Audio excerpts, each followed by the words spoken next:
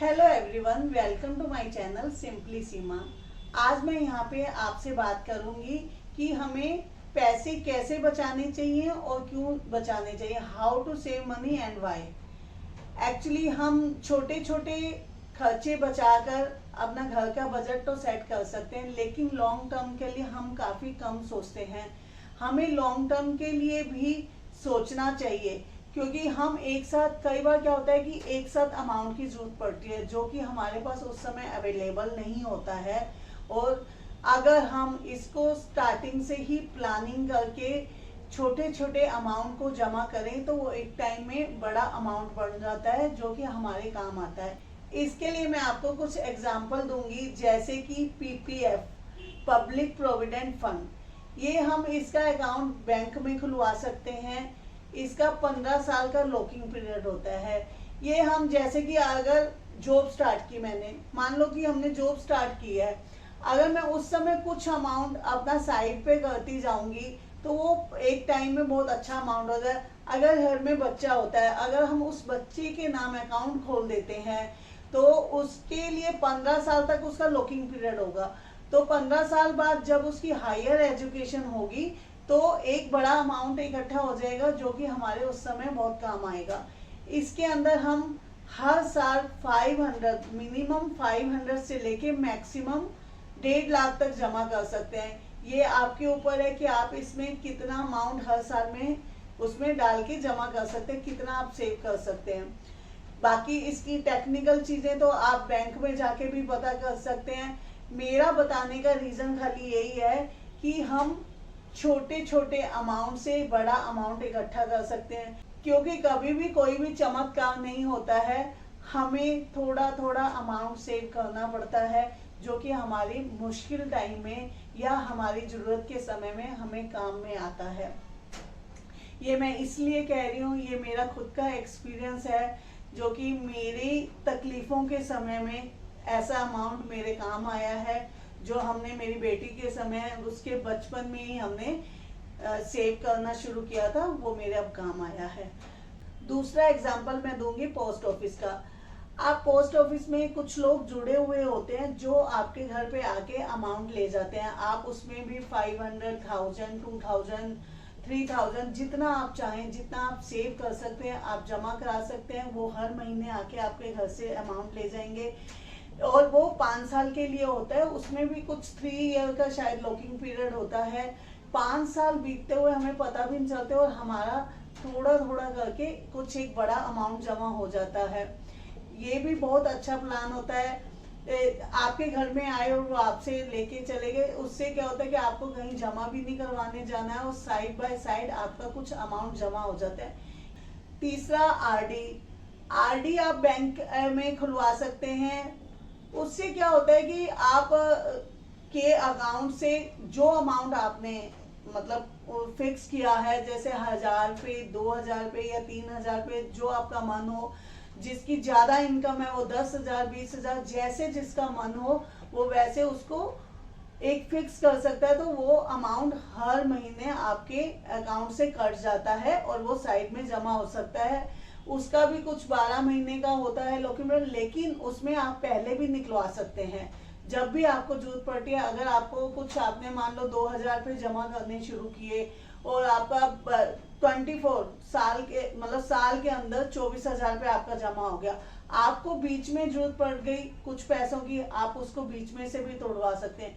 ये छोटी छोटी सेविंग ऐसी होती हैं जो हमारे काम में बहुत आती हैं, क्योंकि वक्त का कभी भी पता नहीं चलता है कि कब वो क्या टर्न ले लेता है। मैं सिर्फ यहाँ पे छोटी छोटे अमाउंट की ही बात कर रही हूँ। बड़ी बात, बड़े अमाउंट, बड़े लोग, बड़ी बातें वो अलग बात होती है। लेकिन मिडिल क्लास के लिए छोटी छोटी सेविंग भी बहुत उनके मायने रखते हैं। मैं अपने बच्चों को जरूर सिखाती हूँ, चाहे उनकी कितनी भी इनकम हो, उनको मैं थोड़ा सा सेव करना सिखाती जरूर हूँ कि आप थोड़ा थोड़ा अमाउंट साइड पे जरूर कीजिए, जिससे कि कभी एग्जाम देना है, बड़े बड़े एग्जाम आ जाते हैं, उनके पैसे भरने होते हैं, कभी कुछ फोन लेना है, इवन कि कुछ भी लेना है, कंप्यूटर लेना है, कुछ भी लेना है, तो जब एक वो थोड़ा सा अमाउंट इकट्ठा हो जाता है तो आप उससे अपने आप भी ले सकते हैं। इस तरह से बच्चों को सेव करने की आदत भी होती है।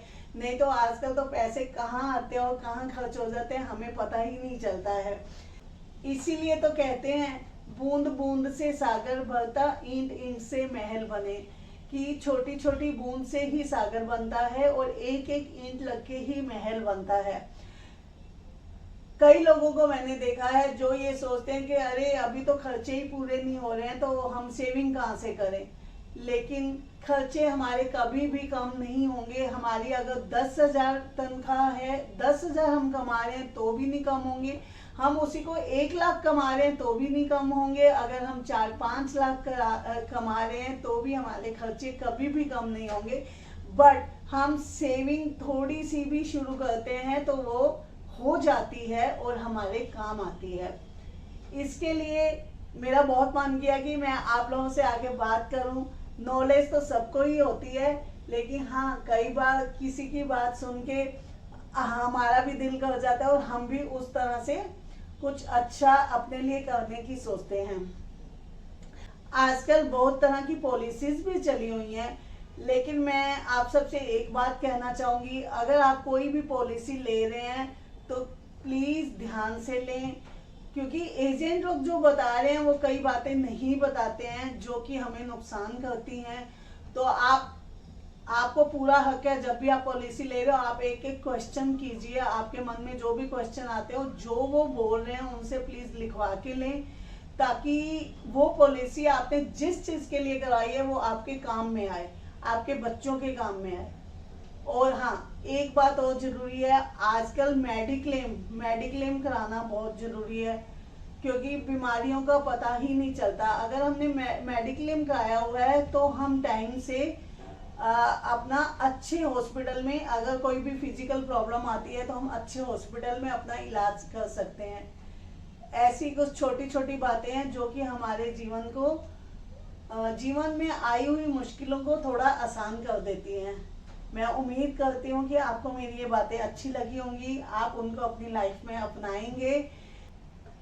और हाँ, मैं यहाँ पे आपको एक साइट का लिंक दे रही हूँ punjibazaar.com, जिसमें हिंदी में ही आपको हर तरह की नॉलेज दी गई है। आपको अकाउंट कैसे खोलना है, पोस्ट ऑफिस में कैसे जाना है, शेयर्स कैसे ले सकते हैं, इसमें हर तरह की नॉलेज दी गई है। तो आप जाके उस साइट पे भी चेक कर सकते हैं कि आपको कैसे क्या क्या करना है।